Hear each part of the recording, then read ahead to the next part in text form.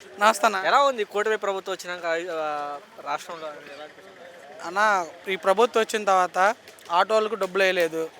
అమ్మఒడి అన్నారు, అది కొంతమందికి పడినాయి, కొంతమందికి పడలేదు. ఇప్పుడు ఆగస్టు నుంచి బస్సులు ఫ్రీ అంటున్నారు. మరి మేము ఎలా బతకాలన్నా? ఇప్పుడు వాళ్ళ ఆటో తోలుకుంటే 500 వస్తుంటే 300, 400 కేసులే రాస్తున్నారు. అది క్రితం 5 సంవత్సరాల క్రితం కేసులు అంటే లేవు.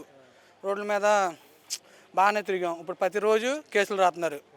ఇప్పుడు జగన్మోహన్ రెడ్డి హయాంలో మీకు రోడ్ ట్యాక్స్ కట్టుకోమని చెప్పి 10,000 రూపాయలు ఇచ్చేవాళ్ళు కదా?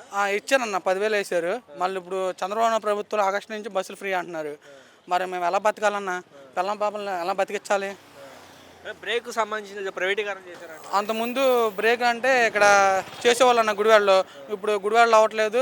బందరు వెళ్ళమంటున్నారు, ఉజూరు వెళ్ళమంటున్నారు, అటు ఇటు తిరగమంటున్నారు. బ్రేకులు కూడా అవ్వట్లేదు. మా కష్టాలు ఎవరు తిరుగుతారన్న? ఎవరు చెప్పుకుంటే తగ్గుతాయి అన్న కష్టాలు.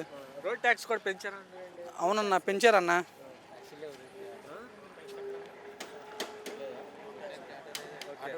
ఎలా ఉందంటారు ప్రస్తుతానికి? ప్రజెంట్ అయితే ఈ ప్రభుత్వం మాకేమీ చేయలేదన్న.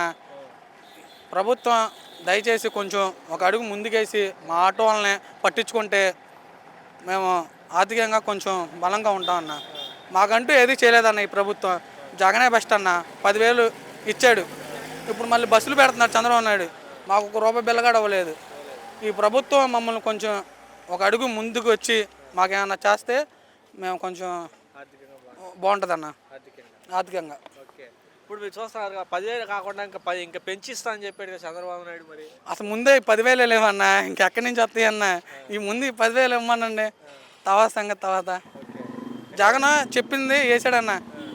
ఎన్ని సంవత్సరాలు వేసాడు? 4 సంవత్సరాలు వేసాడు. మేము 4 సంవత్సరాలు నాకు డబ్బులు వచ్చినాయి. ఈ ప్రభుత్వంలో 1 సంవత్సరం కూడా రాలేదు. మళ్ళీ ఆగస్టు నుంచి బస్సులు అంటున్నారు. మా పిల్లల్ని ఎలా బతికించుకోవాలి, ఎలా చదివించుకోవాలి అని ఏం చేయాలి?